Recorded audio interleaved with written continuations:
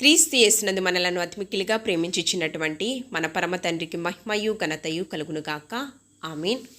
నిన్నటి దినాన ఆత్మీయ తండ్రి గారు అపోస్తులు గద్దె లివింగ్స్టన్ గారు ప్రభు సన్నిధానంలో నిద్రించడం జరిగింది. ఆ నీతిమంతుని జ్ఞాపకం చేసుకున్నట నాకు మనందరికీ కూడా అది ఎంతో ఆశీర్వాదకరం. దేవుని హృదయాన్ని గెలుచుకున్నటువంటి కీర్తనాకారుడు 116వ సంకీర్తన 15వ వచనంలో యెహోవా భక్తుల మరణం ఆయన దృష్టికి, త్రియేక దేవుని దృష్టికి బహు విలువైనదని తెలియపరుస్తూ ఉన్నాడు. ఈ భూమి మీద ఎన్నో మరణాలను మనం చూస్తూ ఉన్నాము, కానీ విలువైన మరణము. అపోస్తలుడైనటువంటి పౌలు గారు 14 సంఘములను స్థాపించాడు. దేవుని యొక్క స్వరాన్ని దమస్కు మార్గంలో విన్న తరువాత బ్రతుకుట క్రీస్తే, చావైతే నాకు మేలంటూ ఉన్నాడు. నిజమే, తుది శ్వాస వరకు, తన మరణ పర్యాంతం వరకు కూడా క్రీస్తుని కేంద్ర బిందువుగా కలిగి ఆయన ఈ లోకంలో జీవించాడు. ఆయన అంటూ ఉన్నారు తిమోతితో, యవనస్తుడైనటువంటి తిమోతితో, నేను మంచి పోరాటము పోరాడి తిని, నా పరుగు నేను కడముట్టించి తిని, విశ్వాసముని నేను కాపాడుకుంటుని, నా కొరకు నీతి కిరీటము దాచబడి ఉన్నది తిమోతి అని తెలియపరుస్తూ ఉన్నాడు ఎంతో ధైర్యంగా. 2వ తిమోతికి రాసిన పత్రిక అపోస్తలుడైన పౌలు గారు 4వ అధ్యాయం 7వ వచనంలో, నిజమే, ఈ లోకంలో మనము యాత్రికులము, పరజనులమై ఉన్నాం. శిథిలమైన ఈ గృహాలను విడిచి దేవుని చేత నిర్మించబడినటువంటి ఆ యొక్క పరలోక రాజ్య పట్టణానికి మనకంటే ముందుగా చేరు వరుసలో మరి తండ్రి గారు అపోస్తలుడైనటువంటి గద్దె లివింగ్స్టన్ గారు మనకంటే ముందు వరుసలో ఆయన చేరటము ఎంతో ధన్యకరం. అది భక్తుడైనటువంటి యోహాను గారు యేసు ప్రేమించిన శిష్యుడు వ్రాసినటువంటి ప్రకటన గ్రంథంలో 14వ అధ్యాయం 13వ వచనంలో చూస్తూ ఉన్నప్పుడు, అంతటా ఇప్పుడు నుండి ప్రభునందు మృతినందు మృతులు ధన్యులని వ్రాయమని పరలోకం నుండి ఒక స్వరము చెప్పగా వింటిని. నిజమే, వారు తమ ప్రయాసములు మాని విశ్రాంతి పొందుదురు. ప్రభునందు మృతి నొందిన మృతులు ధన్యులండి. ఈ భూమి మీద ఎన్నో మరణాలు మనం చూస్తూ ఉన్నాం, కానీ విలువైన మరణం, అతి శ్రేష్టమైన మరణం, నా యందు విశ్వాసం ఉంచు ప్రతివాడు మరణించినను బ్రతుకును, బ్రతికిన వాడు మరెన్నిటికీ మరణించడని. తండ్రి గారు భౌతికంగా మన మధ్య లేనప్పటికీ కూడా ఆత్మీయంగా ఆయన జీవించే ఉన్నారు. తండ్రి గారు గుంటూరు వాస్తవ్యులు. తన సంపూర్ణ కుటుంబం అంతా కూడా విదేశాలలో దేవుని యొక్క శిలువ సువార్తను ప్రకటన చేయుటకు ఈ గుంటూరు ప్రాంతం నుంచి, భారతదేశం నుంచి, కువైట్ దేశం, అన్ని దేశాలు సువార్త ప్రకటన కొరకు ఒక ప్రత్యేకమైన పాత్రగా, దేవాతి దేవుడు ఘనమైన పాత్రగా ఆయన ఏర్పాటు చేసుకోవడం జరిగింది. యేసుక్రీస్తు ప్రభువాడు 3.5 సంవత్సరాల సువార్త పరిచర్యలో కూడా 12 మంది శిష్యులను ఆయన ఏర్పాటు చేసుకోవడం జరిగింది, అపోస్తులను. ఆ 12 మంది శిష్యులకు కూడా పరిశుద్ధాత్మ అభిషేకం వారిపైన కృమ్మరింపచేసి అపవిత్రాత్మలను వెలగొట్టుటకు, రోగగ్రస్తులను స్వస్థపరచుటకు ఆయన యొక్క అభిషేకంతో నింపుకోవడం అనేది జరిగింది. ఈ 12 మంది శిష్యులకు కూడా యేసుక్రీస్తు ప్రభువారు ఆయన పునరుద్ధానుడైన తరువాత తండ్రి దగ్గర కొనుపోబడే ముందు ఆ యొక్క శిష్యులందరికీ కూడా ఒక బాధ్యత ఇవ్వడం జరిగింది. ఇస్కరియోతు యూదా 30 వెండి నాణేలకు యేసుక్రీస్తు ప్రభువాన్ని అమ్మివేశారు. కానీ 11 మంది శిష్యులు, ఆ 11 మంది శిష్యులతో పాటు మత్తీయ ఇక ఇస్కరియోతు యూదా స్థానంలో అతన్ని ఏర్పాటు చేయడం జరిగింది. వీరికి ఒక బాధ్యత ఇచ్చారు. అదేమిటంటే, మీరు సర్వలోకమునకు వెళ్ళి సర్వసృష్టికి సువార్తను మీరు ప్రకటించాలి. ఈ యొక్క మత్తయి సువార్త 28వ అధ్యాయం 18వ వచనంలో, యేసు వారి యొద్దకు వచ్చి, పరలోకమందుకు భూమి మీదకు మీకు సర్వాధికారములు ఇవ్వబడి ఉన్నాయి, కాబట్టి మీరు వెళ్ళి సమస్త జనులకు శిష్యులనుగా మీరు చేయాలి. సువార్త ప్రకటించి మీరు ఏం చేయాలి? శిష్యులనుగా చేయాలి.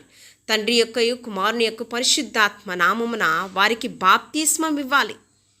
ఈ బాధ్యతను చేతపట్టుకుని అనేక మందిని శిష్యులనుగా ఆయన తయారు చేసి, తండ్రి గారు అపోస్తులు గద్దె లివింగ్స్టన్ గారు అనేక మందిని కాపురులను, బోధకులను, పరిచారకులను ఆయన సువార్తను ప్రకటన చేసిన తర్వాత అనేక మంది శిష్యులను తయారు చేసి సమర్పణతో నమ్మకమైన సేవ ఆయన కొనసాగించి బళ్ళా నమ్మకమైన మంచి కుమారుడైనటువంటి సాక్ష్యం ఆయన పొందుకుని ఉన్నారని నేను విశ్వసిస్తూ ఉన్నాను.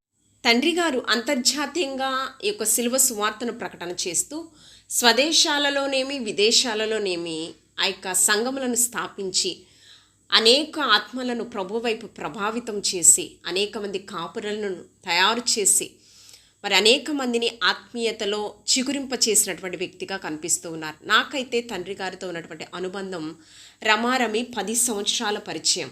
తండ్రి గారు ఎప్పుడు కూడా ఒక కుమార్తెలాగా నన్ను ఆదరించి ఆత్మీయంగా నన్ను పరిచర్యలో బలపరిచి ప్రోత్సాహపరిచి స్వదేశాల్లోనేమి విదేశాలలో కూడా సువార్త ప్రకటన చేయుటకు అనేక మార్లు నన్ను ప్రోత్సాహపరిచినటువంటి తండ్రి గారు.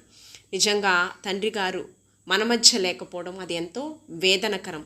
తండ్రి గారు విడిచి వెళ్ళిన పరిచర్య గురించి మనమందరం కూడా వ్యక్తిగత ప్రార్థనల్లో సంఘములలో మనం ప్రార్థించవలసిన వారమైనాం. అంతేకాకుండా కుటుంబ క్షేమము కొరకు కూడా మనం ప్రార్థించవలసిన వారమైనాం.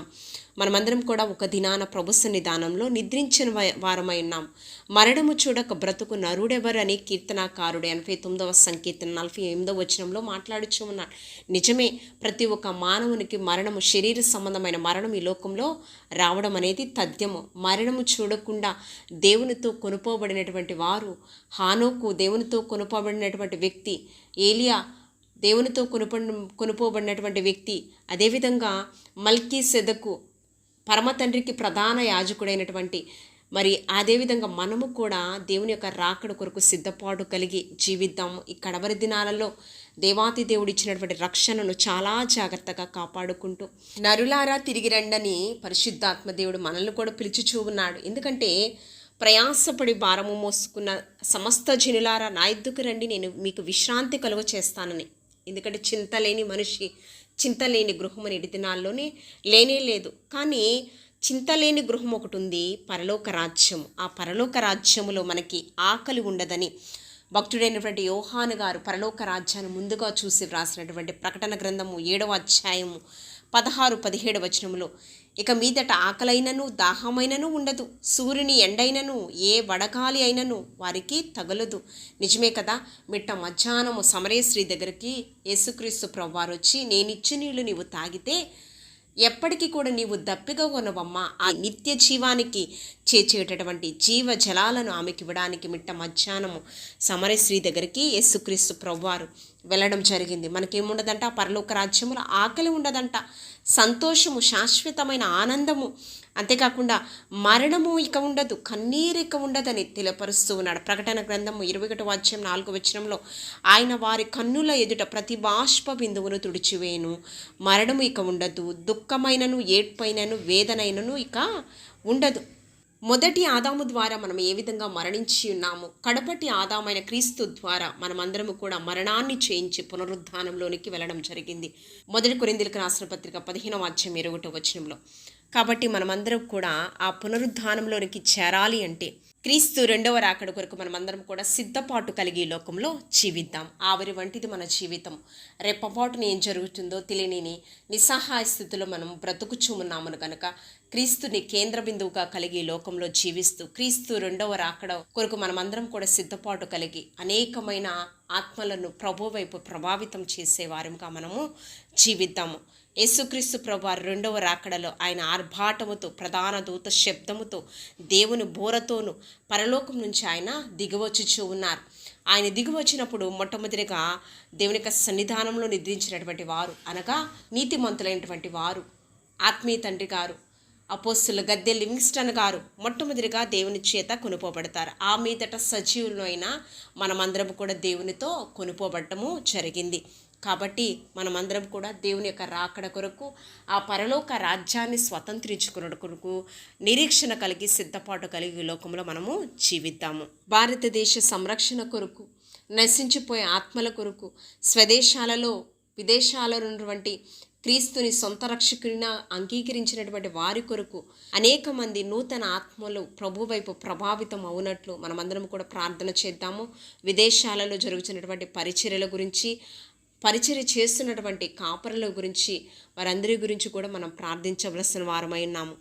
దేవాతి దేవుడు ఈ సాక్ష్యము మనందరి వినికిల్లో బహుగా ఫలింపచేసి మనల్ని అందరినీ కూడా ఆత్మీయ స్థితిలో దినదినము చిగురింపచేయునుగాక. ఆమేన్. ప్రార్థన. ప్రేమ నమ్మకం కలిగిన మా కన్న తండ్రి, స్తుతులకు పాత్రుడా, స్తోత్రాహుడా, ఘనతకర్హుడా, మా గొప్ప దేవా, నీకు వందనాలు. నీ పరిచర్యను నమ్మకంగా కొనసాగించి ప్రభువా నీ సన్నిధానంలోకి చేర్చుకున్నటువంటి తండ్రి గారు అపోస్తుల గద్దె లివింగ్స్టన్ గారిని బట్టి ప్రార్థిస్తూ ఉన్నాను ప్రభువా. ఆ తండ్రి అడుగు చాడల్లో ప్రభా మేమందరం కూడా నడుచున్నట్లు ప్రభా నీకు స్తోత్రం. మమ్మల్ని కూడా మీరు బలపరచండి. మరి ముఖ్యంగా విడిచి వెళ్ళిన కుటుంబాన్ని మీరు ఆదరించండి, బలపరచండి ప్రభా నీకు స్తోత్రము. వారి యొక్క సమస్తము మీ నామంలో తీర్చమని అడుగుచు నాన్న ప్రభా. విడిచి వెళ్ళిన పరిచర్య, టీసీసీ పరిచర్య, స్వదేశాలలో విదేశాలలో జరుగుతున్నటువంటి పరిచర్యను మీరు దీవించండి, ఆశీర్వదింపచేయండి ప్రభా. ఎవరైతే ప్రభా కాపరులుగా నియమింపబడి ఉన్నారో, బోధకులుగా, పరిచారకులుగా నియమింపబడి ఉన్నారో వారందరినీ కూడా మీరు బహుబలముగా నీ పరిచర్యలో వాడుకోమని అడుగుచు ఉన్నాను ప్రభా. నమ్మకంగా నీ సేవలో కొనసాగించుకోమని అడుగుచు ఉన్నాను ప్రభా నీకు స్తోత్రం. వారందరినీ కూడా మీరు ధైర్యపరచమని అడుగుచు ఉన్నాను తండ్రి గారిని. మాకంటే ముందు వరుసలో నీ సన్నిధానంలో చేర్చుకున్నందుకు మీకు స్తుతులు చెల్లిస్తూ ఉన్నాం ప్రభా. అటువంటి నిరీక్షణలో మమ్మల్ని అందరూ కూడా మీరు ఆయత్తపరచండి. సిద్ధపాటు కలిగిన జీవితాలు మాకు దయచేయండి. మమ్మలను బలపరచండి ప్రభా నీకు స్తోత్రం. నీ రాకడ కొరకు సిద్ధపడే వరుసలో, నీ రాజ్య స్థాపన కొరకు ప్రయాసపడే వరుసలో మమ్మల్ని అందరినీ, అదేవిధంగా టీసీసీ పరిచర్యలో ఉన్నటువంటి అభిషక్తులందరినీ మీరు బలపరచమని, వారి కుటుంబ సభ్యులందరినీ కూడా మీరు బలపరచమని, రేపు జరిగేటటువంటి ప్రభా భూస్థాపన కార్యక్రమం అంతా కూడా మీకు మహిమకరంగా ప్రభా, కుటుంబానికి ప్రభా, ఈ యొక్క పరిచర్యలు వంటి అందరికీ కూడా ఆశీర్వాదకరంగా దాన్ని జరిగించుకోమని క్రీస్తు పరిశుద్ధ నామంలో అడిగి వేడుకుని ప్రార్థించుచున్నాము తండ్రి. ఆమేన్. యేసు రక్తమే జయం, శిలువ రక్తమే జయం. ప్రభు యేసు నామంలో సంపూర్ణమైన క్షేమము అపోస్తలుడైనటువంటి గద్దె లివింగ్స్టన్ గారి కుటుంబానికి ఆదరణ, విడిచి వెళ్ళిన పరిచర్య కొనసాగిస్తున్నటువంటి వారిని క్షేమము కలుగును కాక. ఆమేన్.